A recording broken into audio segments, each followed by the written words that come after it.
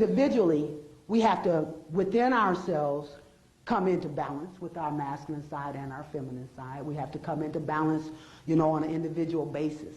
And then the next level is to come into partnership with someone who has also come into balance with their masculine and their feminine side, you see.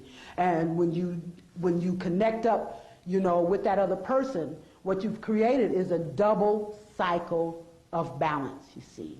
And then you're operating in a collective, and that's when you're coming into the highest level of that double cycle of balance. And, you know, that's when you start creating power. That's when you create energy, when you do a double cycle of balance, you see.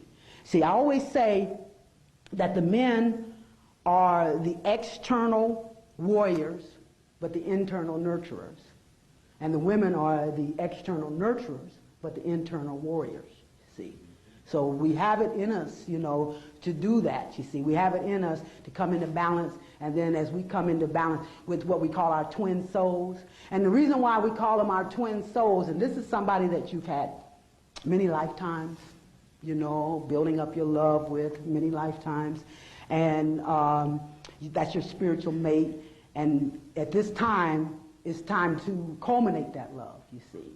And it's just the twin souls, and the reason they call them twin souls is because they have to come together in equal measure, see, in equal strength, you know, and that's how they come into harmony and in a balance, you see. So these twin souls coming together, you know, individually or overall represents the fulfillment, you see.